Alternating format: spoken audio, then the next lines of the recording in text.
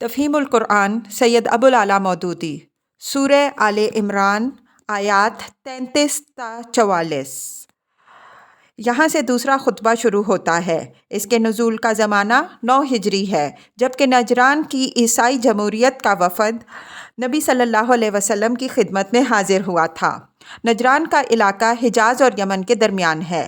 اس وقت اس علاقے میں 73 بستیاں شامل تھیں اور کہا جاتا تھا کہ 1,20,000 قابل جنگ مرد اس میں سے نکل سکتے ہیں۔ آبادی تمام تر عیسائی تھی اور 3 سرداروں کے زیر حکم تھی۔ ایک عاقب کہلاتا تھا جس کی حیثیت امیر قوم کی تھی، دوسرا سید کہلاتا تھا جو ان کے تمدنی اور سیاسی امور کی نگرانی کرتا تھا، اور تیسرا اسقف بشپ تھا جس سے مذہبی پیشوائی متعلق تھی۔ جب نبی صلی اللہ علیہ وسلم نے مکہ فتح کیا اور تمام اہل عرب کو یقین ہو گیا کہ ملک کا مستقبل اب محمد صلی اللہ علیہ وسلم کے ہاتھ میں ہے، تو عرب کی مختلف گوشوں سے آپ صلی اللہ علیہ وسلم کے پاس وفد آنے شروع ہو گئے۔ اسی سلسلے میں نجران کے تینوں سردار بھی 60 آدمیوں کا ایک وفد لے کر مدینہ پہنچے۔ جنگ کے لیے بہرحال وہ تیار نہ تھے۔ اب سوال صرف یہ تھا کہ آیا وہ اسلام قبول کرتے ہیں یا ذمہ بن کر رہنا چاہتے ہیں۔ اس موقع پر اللہ تعالیٰ نے نبی صلی اللہ علیہ وسلم پر یہ خطبہ نازل کیا تاکہ اس کے ذریعے سے وفد نجران کو اسلام کی دعوت دی جائے۔ اعوذ باللہ من الشیطان الرجیم، بسم اللہ الرحمن الرحیم۔ ان اللہ اصطفیٰ آدم و نوحا و آل ابراہیم و آل عمران علی العالمین۔ ترجمہ: اللہ نے آدم علیہ السلام کو اور نوح علیہ السلام کو اور آل ابراہیم اور آل عمران کو تمام دنیا والوں پر ترجیح دے کر اپنی رسالت کے لیے منتخب کیا تھا۔ تفسیر: عمران حضرت موسیٰ علیہ السلام اور حضرت ہارون علیہ السلام کے والد کا نام تھا، جسے بائبل میں عمرام لکھا ہے۔ ذریۃ بعضھا من بعض۔ ترجمہ: یہ ایک سلسلے کے لوگ تھے جو ایک دوسرے کی نسل سے پیدا ہوئے تھے۔ واللہ سمیع علیم۔ ترجمہ: اللہ سب کچھ سنتا اور جانتا ہے۔ تفسیر: مسیحیوں کی گمراہی کا تمام تر سبب یہ ہے کہ وہ مسیح علیہ السلام کو بندہ اور رسول ماننے کے بجائے اللہ کا بیٹا اور الوہیت میں اس کا شریک قرار دیتے ہیں۔ اگر ان کی یہ بنیادی غلطی رفع ہو جائے تو اسلام صحیح و خالص کی طرف ان کا پلٹنا بہت آسان ہو جائے۔ اسی لیے اس خطبے کی تمہید یوں اٹھائی گئی ہے کہ آدم علیہ السلام اور نوح علیہ السلام اور آل ابراہیم اور آل عمران کے سب پیغمبر انسان تھے۔ ایک کی نسل سے دوسرا پیدا ہوتا چلا آیا، ان میں سے کوئی خدا نہ تھا۔ ان کی خصوصیت بس یہ تھی کہ خدا نے اپنے دین کی تبلیغ اور دنیا کی اصلاح کے لیے ان کو منتخب فرمایا۔ اذ قالت امرأۃ عمران۔ ترجمہ: وہ اس وقت سن رہا تھا جب عمران کی عورت کہہ رہی تھی۔ تفسیر: اگر عمران کی عورت سے مراد عمران کی بیوی لی جائے تو اس کے معنی یہ ہوں گے کہ یہ وہ عمران نہیں ہے جن کا اوپر ذکر ہوا ہے، بلکہ یہ حضرت مریم علیہ السلام کے والد تھے جن کا نام شاید عمران ہوگا۔ مسیحی روایات میں حضرت مریم علیہ السلام کے والد کا نام یواخیم لکھا ہے، اور اگر عمران کی عورت سے مراد آل عمران کی عورت لی جائے تو اس کے معنی یہ ہوں گے کہ حضرت مریم علیہ السلام کی والدہ اس قبیلے سے تعلق رکھتی تھیں، لیکن ہمارے پاس کوئی ایسا ذریعہ معلومات نہیں ہے جس سے ہم قطعی طور پر ان دونوں معنوں میں سے کسی ایک کو ترجیح دے سکیں، کیونکہ تاریخ میں اس کا کوئی ذکر نہیں ہے کہ حضرت مریم علیہ السلام کے والد کون تھے اور ان کی والدہ کس قبیلے سے تھیں۔ البتہ اگر یہ روایت صحیح مانی جائے کہ حضرت یحییٰ علیہ السلام کی والدہ اور حضرت مریم علیہ السلام کی والدہ آپس میں رشتے کی بہنیں تھیں، تو پھر عمران کی عورت کے معنی قبیلہ عمران کی عورت ہی درست ہوں گے، کیونکہ انجیل لوکا میں ہم کو یہ تصریح ملتی ہے کہ حضرت یحییٰ علیہ السلام کی والدہ حضرت ہارون علیہ السلام کی اولاد میں سے تھیں۔ لوکا باب 1 آیت 5۔ ربی انی نذرت لک ما فی بطنی محررا فتقبل منی۔ ترجمہ: میرے پروردگار، میرے اس بچے کو جو میرے پیٹ میں ہے میں تیری نذر کرتی ہوں، وہ تیرے ہی کام کے لیے وقف ہوگا، میری اس پیشکش کو قبول فرما۔ انکا انت السمیع العلیم۔ ترجمہ: تو سننے اور جاننے والا ہے۔ تفسیر: یعنی تو اپنے بندوں کی دعائیں سنتا ہے اور ان کی نیتوں کے حال سے واقف ہے۔ فلما وضعتها قالت ربی انی وضعتها انثی۔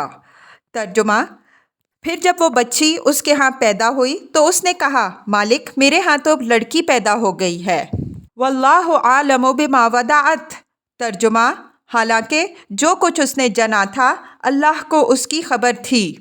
ولیس الذکر کالانثی۔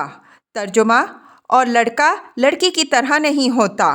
تفسیر: یعنی لڑکا ان بہت سی فطری کمزوریوں اور تمدنی پابندیوں سے آزاد ہوتا ہے جو لڑکی کے ساتھ لگی ہوئی ہوتی ہیں، لہٰذا اگر لڑکا ہوتا تو وہ مقصد زیادہ اچھی طرح حاصل ہو سکتا تھا جس کے لیے میں نے اپنے بچے کو تیری راہ میں نذر کیا۔ وَإِنِّي سَمَّيْتُهَا مَرْيَمَ وَإِنِّي أُعِيذُهَا بِكَ وَذُرِّيَّتَهَا مِنَ الشَّيْطَانِ الرَّجِيمِ۔ ترجمہ: خیر، میں نے اس کا نام مریم رکھ دیا ہے اور میں اسے اور اس کی آئندہ نسل کو شیطان مردود کے فتنے سے تیری پناہ میں دیتی ہوں۔ فَتَقَبَّلَهَا رَبُّهَا بِقَبُولٍ حَسَنٍ وَأَنبَتَهَا نَبَاتًا حَسَنًا وَكَفَّلَهَا زَكَرِيَّا۔ ترجمہ: آخرکار اس کے رب نے اس لڑکی کو بخوشی قبول فرما لیا، اسے بڑی اچھی لڑکی بنا کر اٹھایا اور زکریا کو اس کا سرپرست بنا دیا۔ کلما دخل علیہا زکریا المحراب۔ ترجمہ: زکریا علیہ السلام جب کبھی اس کے پاس محراب میں جاتا۔ تفسیر: اب اس وقت کا ذکر شروع ہوتا ہے جب حضرت مریم علیہ السلام سن رشد کو پہنچ گئیں اور بیت المقدس کی عبادت گاہ ہیکل میں داخل کر دی گئیں اور ذکر الہی میں شب و روز مشغول رہنے لگیں۔ حضرت زکریا علیہ السلام جن کی تربیت میں وہ دی گئی تھیں غالباً رشتے میں ان کے خالو تھے اور ہیکل کے مجاوروں میں سے تھے۔ یہ وہ زکریا نبی نہیں ہیں جن کے قتل کا ذکر بائبل کے پرانے عہد نامے میں آیا ہے۔ لفظ محراب سے لوگوں کا ذہن بالعموم اس محراب کی طرف چلا جاتا ہے جو ہماری مسجدوں میں امام کے کھڑے ہونے کے لیے بنائی جاتی ہے، لیکن یہاں محراب سے یہ چیز مراد نہیں ہے۔ صوامع اور کنیسوں میں اصل عبادت گاہ کی عمارت سے متصل سطح زمین سے کافی بلندی پر جو کمرے بنائے جاتے تھے جن میں عبادت گاہ کے مجاور خدام اور معتکف لوگ رہا کرتے تھے انہیں محراب کہا جاتا ہے۔ اسی قسم کے کمروں میں سے ایک میں حضرت مریم علیہ السلام معتکف رہتی تھیں۔ وجد عندہا رزقا۔ ترجمہ: تو اس کے پاس کچھ نہ کچھ کھانے پینے کا سامان پاتا۔ قال یا مریم انا لکی ھذا۔ ترجمہ: پوچھتا، مریم یہ تیرے پاس کہاں سے آیا؟ قالت ھو من عند اللہ۔ ترجمہ: وہ جواب دیتی، اللہ کے پاس سے آیا ہے۔ ان اللہ یرزق من یشاء بغیر حساب۔ ترجمہ: اللہ جسے چاہتا ہے بے حساب دیتا ہے۔ ذالک دعا زکریا ربہ۔ ترجمہ: یہ حال دیکھ کر زکریا نے اپنے رب کو پکارا۔ قال رب ھب لی من لدنک ذریۃ طیبہ انک سمیع الدعاء۔ ترجمہ: پروردگار اپنی قدرت سے مجھے نیک اولاد عطا کر، تو ہی دعا سننے والا ہے۔ تفسیر: حضرت زکریا علیہ السلام اس وقت تک بے اولاد تھے۔ اس نوجوان صالحہ لڑکی کو دیکھ کر فطرتاً ان کے دل میں یہ تمنا پیدا ہوئی کہ کاش اللہ انہیں بھی ایسی ہی نیک اولاد عطا کرے، اور یہ دیکھ کر کہ اللہ تعالیٰ کس طرح اپنی قدرت سے اس گوشہ نشین لڑکی کو رزق پہنچا رہا ہے، انہیں یہ امید ہوئی کہ اللہ چاہے تو اس بڑھاپے میں بھی ان کو اولاد دے سکتا ہے۔ فنادتہ الملائکۃ وہو قائم یصلی فی المحراب۔ ترجمہ: جواب میں فرشتوں نے آواز دی جبکہ وہ محراب میں کھڑا نماز پڑھ رہا تھا۔ ان اللہ یبشرک بیحییٰ۔ ترجمہ: کہ اللہ تجھے یحییٰ علیہ السلام کی خوشخبری دیتا ہے۔ تفسیر: بائبل میں ان کا نام یوحنا بپتسمہ دینے والا جان دی بیپٹسٹ لکھا ہے۔ ان کے حالات کے لیے ملاحظہ ہو متی باب 3 11 اور 14، مرقس باب 1 اور 6، لوکا باب 1 اور 3۔ مصدقم بکلمۃ من اللہ، ترجمہ وہ اللہ کی طرف سے ایک فرمان کی تصدیق کرنے والا بن کر آئے گا۔ تفسیر: اللہ کے فرمان سے مراد حضرت عیسیٰ علیہ السلام ہیں۔ چونکہ ان کی پیدائش اللہ تعالیٰ کے ایک غیر معمولی فرمان سے خرق عادت کے طور پر ہوئی تھی، اس لیے ان کو قرآن مجید میں کلمۃ من اللہ کہا گیا ہے۔ وَسَیِّدًا وَحَصُورًا وَنَبِیًّا مِنَ الصَّالِحِینَ، ترجمہ اس میں سرداری و بزرگی کی شان ہوگی، کمال درجے کا ضابط ہوگا۔ قال ربی انا یکون لی غلام وقد بلغنی الکبر وامرأتی عاقر، ترجمہ زکریا علیہ السلام نے کہا، پروردگار بھلا میرے ہاں لڑکا کیسے ہوگا، میں تو بہت بوڑھا ہو چکا ہوں اور میری بیوی بانجھ ہے۔ قال کذالک اللہ یفعل ما یشاء، ترجمہ جواب ملا ایسا ہی ہوگا، اللہ جو چاہتا ہے کرتا ہے۔ تفسیر: یعنی تیرے بڑھاپے اور تیرے بیوی کے بانجھ پن کے باوجود اللہ تجھے بیٹا دے گا۔ قال رب اجعل لی آیہ، ترجمہ عرض کیا مالک پھر کوئی نشانی میرے لیے مقرر فرما دے۔ تفسیر: یعنی ایسی علامت بنا دے کہ جب ایک پیر فرتوت اور اس کی ایک بوڑھی بانجھ کے ہاں لڑکے کی ولادت جیسا عجیب غیر معمولی واقعہ پیش آنے والا ہو تو اس کی اطلاع مجھے پہلے سے ہو جائے۔ قال آیتک الا تکلم الناس ثلاثۃ ایام الا رمزا، ترجمہ کہا نشانی یہ ہے کہ تم 3 دن تک لوگوں سے اشارے کے سوا کوئی بات چیت نہ کر سکو گے یا نہ کرو گے۔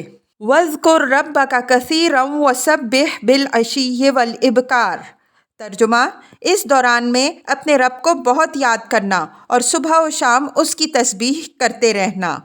تفسیر: اس تقریر کا اصل مقصد عیسائیوں پر ان کے اس عقیدے کی غلطی واضح کرنا ہے کہ وہ مسیح علیہ السلام کو خدا کا بیٹا اور الہ سمجھتے ہیں۔